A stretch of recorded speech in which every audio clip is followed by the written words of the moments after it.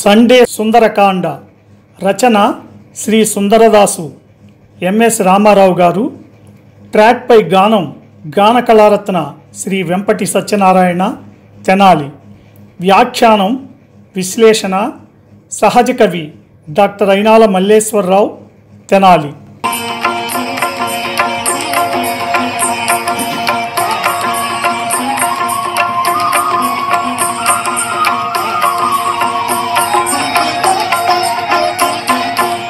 శ్రీ హనుమాను గురుదేవులు నాయద పలికిన సీతారామ కథ, నే పలికెద సీతారామ కథ.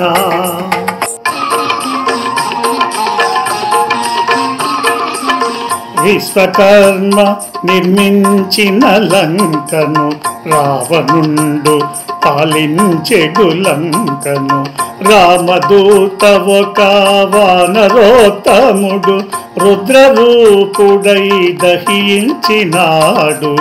ప్రళయ భయానక సదృశమాయను, సాగరమున లంక మునిగిపోయేను అని పల్కు త్రిజట మాటలు వినోచు నిద్రతూగిరి రాక్షసవనీతలు.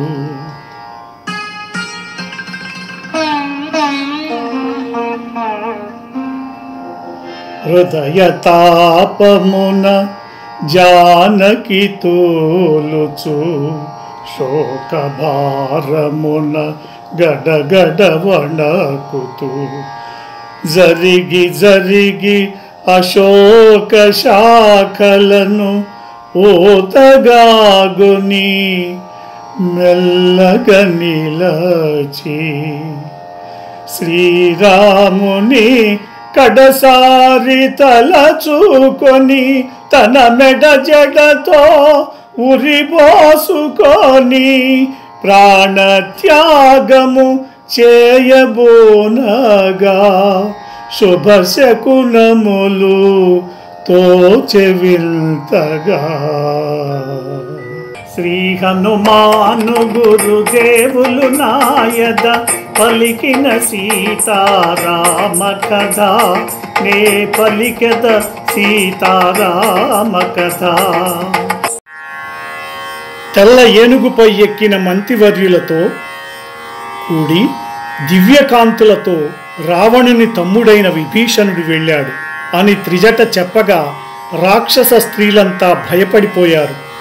దేవతల శిల్పి మరియు దైవిక వాస్తుశిల్పి అయిన విశ్వకర్మ అద్భుతంగా నిర్మించిన లంకానగరాన్ని రావణుడు నిరాటంకంగా అప్రతిహతంగా పాలిస్తున్న లంకాపురిని రాముని నమ్మిన బంటు వానర జాతిలో ఉత్తమోత్తముడైన ఆంజనేయుడు రుద్రరూపం దాల్చి దహించి వేశాడు. ఆ దృశ్యం ప్రళయ భయానకమైంది. లంకానగరం సముద్రంలో మునిగిపోయింది అని త్రిజట చెప్పగా విని రాక్షస వనితలు స్పృహ తప్పి నిద్రలోకి జారుకున్నారు.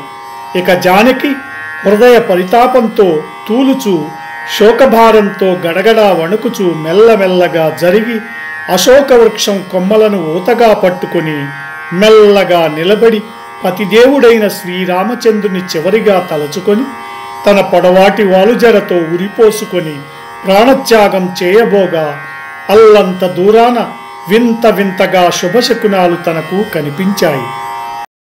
ఈ ప్రోగ్రాంపై మీ యొక్క అభిప్రాయాన్ని లైక్ చేసి కామెంట్ రూపంలో తెలియజేయండి.